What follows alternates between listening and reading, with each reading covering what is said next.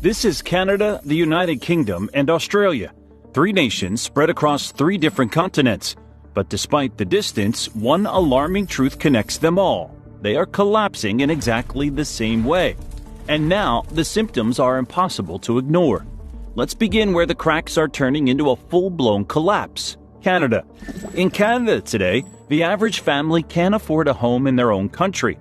Home ownership has crashed 31% in a single generation.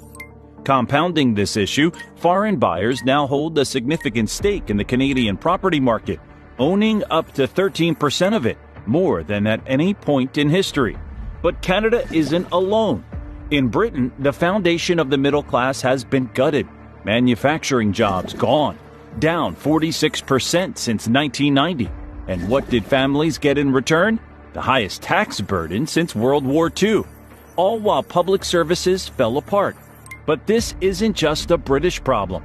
Across the world, Australia is living the same nightmare, only deeper. There, a quiet takeover is underway. Foreign corporations now control 80% of the country's critical resources. And the dream of home ownership? Dead on arrival. Housing prices have soared by 500%. While wages crawled just 80%. Young Australians are being priced out of their future in their own country. And this pattern across continents, across governments, is no accident. This isn't just failure. It's not bad luck. It's called managed decline, and it's happening by design. And if you're watching this thinking it can't happen here, you need to pay attention, because these three nations are the test cases for what's already occurring throughout the Western world. What you're about to learn in this video will completely change how you understand what's happening to these once powerful nations and why everyone should be deeply concerned about what comes next. The evidence is hiding in plain sight.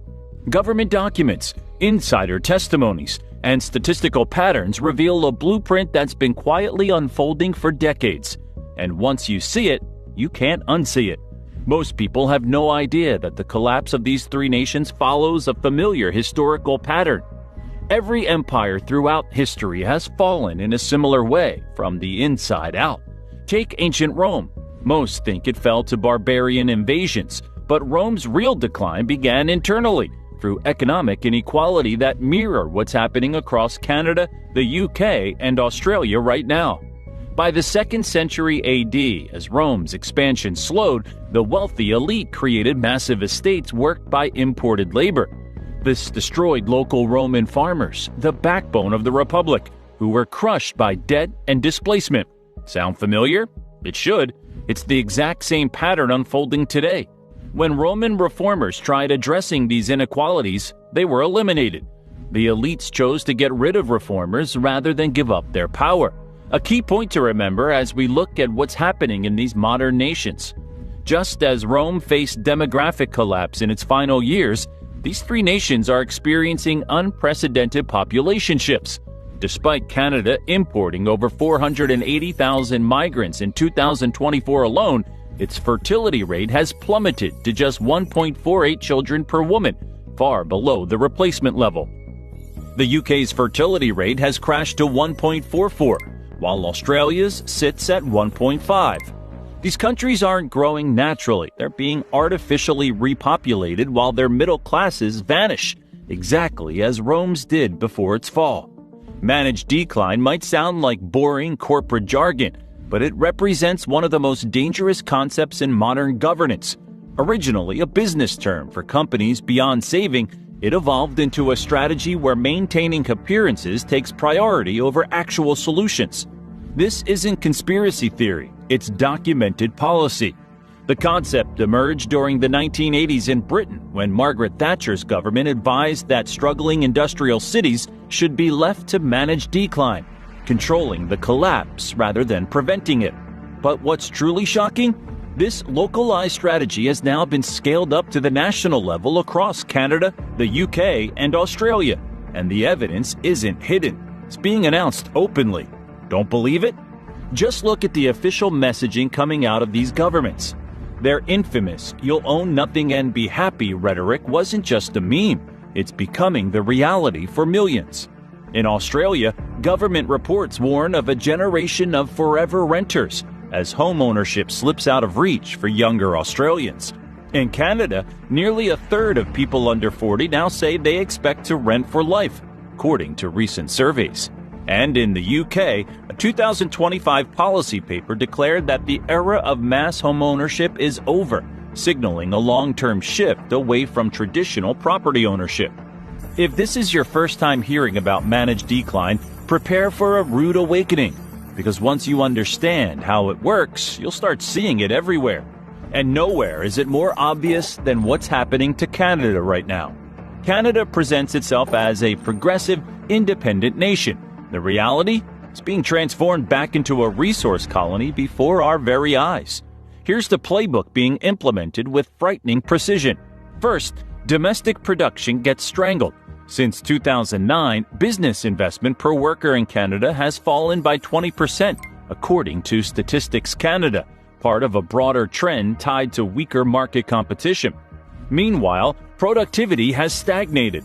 Canada also recorded only 1.1% growth in real GDP per capita between 2014 and 2024, making it the second worst performer among 38 high-income countries. Second, the market gets flooded with new consumers. Canada now has the highest population growth in the G7, with 98% coming from immigration. This creates artificial GDP growth on paper while masking collapsing living standards. Meanwhile, the housing market has detached completely from economic reality. The average Toronto home now costs 11 times the median household income, more than double what financial experts consider remotely sustainable.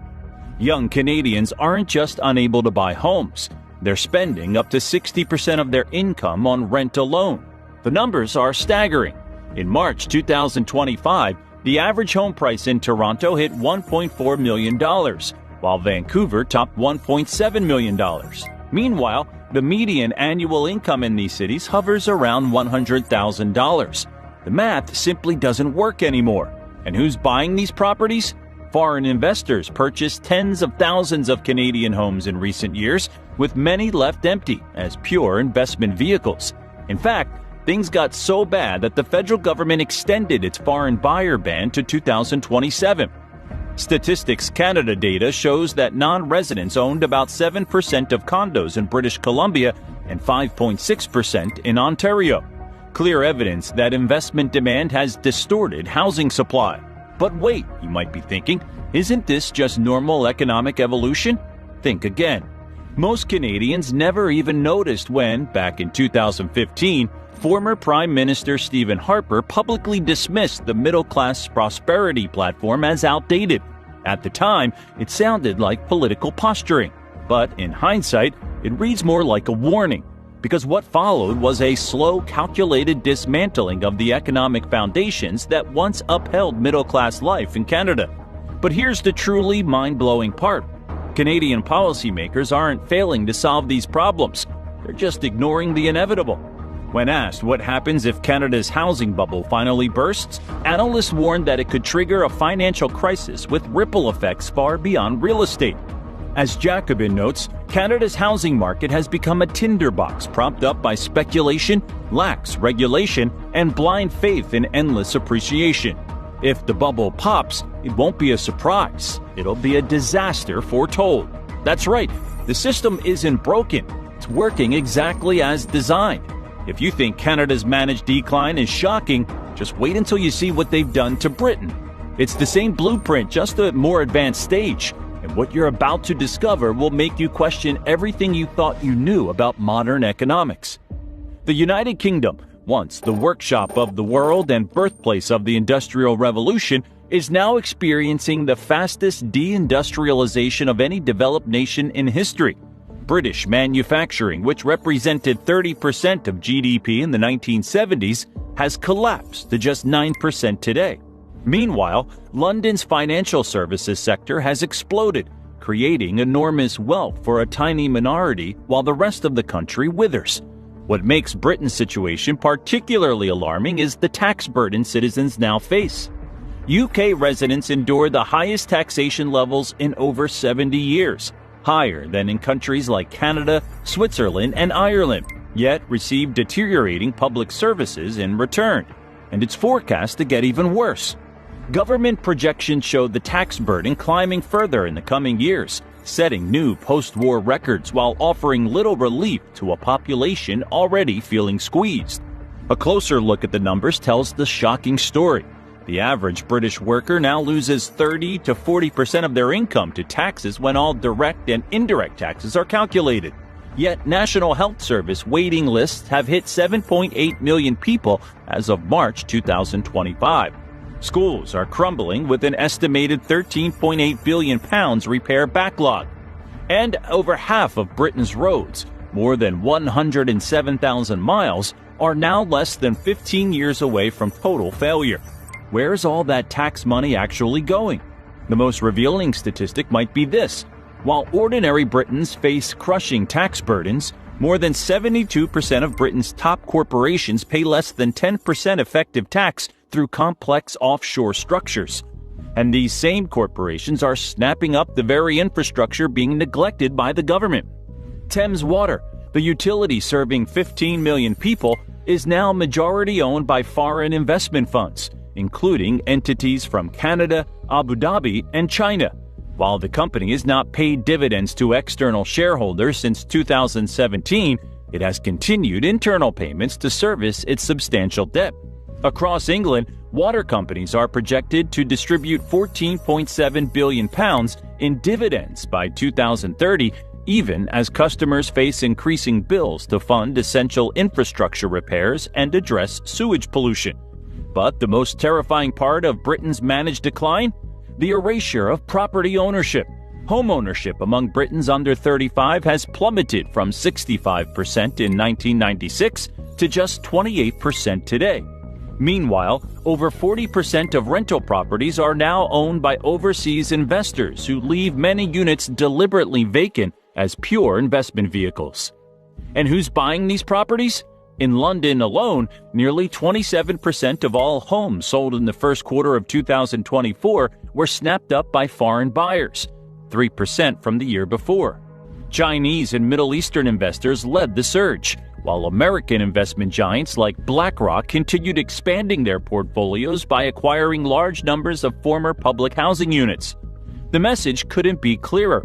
Ordinary citizens are being transformed from property owners into permanent renters, from stakeholders into dependents. This isn't just the side effect, it's the primary objective. How far will they go with this plan? Look no further than Australia, the testing ground for the most extreme version of this economic transformation. What's happening there right now is a preview of what's coming for the rest of the Western world. Australia markets itself as the lucky country, a land of sunshine, prosperity, and opportunity. The reality? It's experiencing perhaps the most dramatic transformation of all three nations. Once a country with the highest home ownership in the world, Australia has seen that dream evaporate for an entire generation.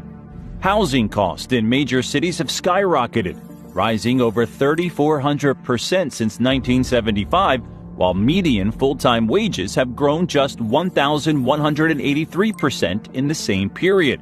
The culprit? A deliberate policy of hyper-immigration coupled with foreign investment incentives that have transformed housing from shelter into financial assets. Internal government documents from 2018 reveal Australian Treasury officials acknowledged this was creating a two-tier society, but proceeded anyway because it was generating significant wealth for existing property owners. Let's put some hard numbers to this transformation. In 2023, foreign buyers purchased around $15 billion worth of Australian real estate, enough to spark serious concern about housing access for locals. In response, the government is now implementing a 2-year ban on foreign acquisitions of established dwellings starting in April 2025. Meanwhile, immigration hit a historic high, with 547,200 new arrivals approved in 2023. Even as building permits for new housing dropped by 8.5%. Elementary economics tells us what happens next, skyrocketing prices that make homeownership impossible for ordinary Australians. In Sydney, the median home now costs 15.3 times the median annual household income, officially making it more unaffordable than even notoriously expensive San Francisco or New York. But the housing crisis is just one piece of Australia's managed decline. The country's natural resources, once considered the birthright of all Australians, have been systematically sold off to foreign interests. Over 86% of Australia's mining industry is now foreign-owned, with China controlling the majority stake in key sectors. Over the past 2 decades, Sydney's population has surged by nearly 40%, reaching approximately 5.56 million in 2024. This rapid growth has outpaced infrastructure development, leading to significant strain on the city's transportation systems. Consequently, Sydney now ranks among the most congested cities in Australia, with drivers spending an average of 51 hours annually stuck in traffic. At this point, you're probably wondering, if this decline is so obvious, why aren't citizens in these countries rising up in protest? That's where the most ingenious part of this whole scheme comes in. What if we told you there's a psychological operation running alongside the economic transformation? One designed specifically to make resistance impossible. The real danger lies in how these same tactics are now appearing throughout the Western world. If you've noticed increasing political polarization, the demonization of national pride, and the criminalization of certain forms of protest, you're witnessing the early stages of the same control system. There's something even more disturbing happening alongside the economic transformation of these nations. A deliberate campaign to fracture social cohesion. Strong national cultures with shared values pose the greatest threat to managed decline because they create solidarity and resistance. The solution? Fragmentation. In all 3 countries, we've seen unprecedented efforts to reframe national identities as problematic or outdated, replacing them with competing interest groups. Divided populations don't organize effective resistance. Look at what happened in Canada when the truckers protested in 2022. The government didn't just disagree with them, they froze their bank accounts, seized their assets, and labeled them extremists. In Australia, when farmers protested against climate policies that threatened their livelihoods in 2023, the government deployed surveillance technology originally developed for tracking terrorists. And in Britain, the 2023 Public Order Act gives authorities sweeping powers to shut down any protest deemed disruptive, a term so vague it can apply to virtually any meaningful demonstration. The messaging is carefully crafted, too. In all 3 countries, government-funded media push identical narratives. Homeownership is outdated, national sovereignty is xenophobic, and opposing mass migration is racist. Anyone questioning these narratives finds themselves algorithmically suppressed on social media, excluded from mainstream platforms, and in some cases, investigated by authorities. Australia has perhaps gone furthest with its Online Safety Act, giving the government unprecedented power to remove content deemed harmful, a term so broadly defined it has been used to silence economic criticism. While no official takedown order has been confirmed, online commentators have alleged that videos critical of foreign ownership, particularly those highlighting Chinese stakes in Australian infrastructure, have quietly vanished from major platforms. One such viral video, which had amassed over 3 million views and cited only publicly available corporate filings, disappeared from YouTube without warning. Whether it was removed due to algorithmic enforcement or flagged under broad harmful content guidelines, the effect was the same: dissent erased. These tactics create what psychologists call learned helplessness. When people experience enough futility in changing their circumstances, they stop trying altogether. But are we really helpless? That's where the story gets interesting. Because if you think the situation is bleak now, wait until you see the final phase of this plan that's already being set in motion. The end game isn't just economic restructuring. It's the complete transformation of Western democracies into controlled, feudalistic systems where citizens own nothing and corporations own everything. In Canada, the 15-minute city concept is being implemented in Toronto, Vancouver, and Montreal. In theory, it sounds benign. Everything you need within 15 minutes of your home. But in practice, it's about restricting movement and monitoring citizens. Toronto's pilot program already includes climate permits, limiting car usage to certain days of the week. In the UK, the Bank of England launched a CBDC pilot program in January 2025, with plans for full implementation by 2026. These central bank digital currencies will give governments unprecedented control over how and where you can spend your money. Imagine being unable to buy certain foods, products, or services because some algorithm deems them harmful to climate goals or socially problematic. And in Australia, the Digital ID Act passed in February 2025 creates a mandatory biometric identification system ostensibly to streamline government services. What they don't mention is that this system will track every interaction with government services, health providers, and financial institutions, creating a social credit infrastructure that mirrors China's controversial system. Now, this pattern isn't limited to just these three countries. The same warning signs are flashing across the Western world. Let's look at what's happening in the United States, for example. In 2010, the U.S. homeownership rate stood at 69%. By 2016, it had fallen to 63%, with the steepest declines among those under 35. Meanwhile, since 2020, institutional investors have purchased over 35% of single-family homes that hit the market in major metropolitan areas. For anyone living in Phoenix, Atlanta, or Charlotte, the transformation is impossible to miss. Nearly 1 in 3 homes in some neighborhoods are now owned by Wall Street firms and investment vehicles, often paying 20 to 50% above asking price to outbid individual families. BlackRock, Invitation Homes, and other institutional investors now control over 300,000 single-family rentals across the fastest-growing cities. But here's where things get even more concerning. These same investment giants received unprecedented Federal Reserve support during the 2020 financial interventions, effectively accessing billions in near-zero interest loans unavailable to average citizens. They then used this cheap capital to buy up housing at scale, creating artificial scarcity that drives up both property values and rents. The manufacturing sector tells a similar story worldwide. The U.S. has lost nearly 7 million manufacturing jobs since 1979, with over 60,000 factories closing just since 2001. Meanwhile, foreign ownership of industrial capacity has reached record levels across Western nations. Perhaps most concerning are the parallels in land ownership. Foreign investors now control over 40 million acres of American farmland, an area roughly the size of Florida. Chinese firms alone have increased their holdings by 405% since 2010. But isn't this just the free market at work?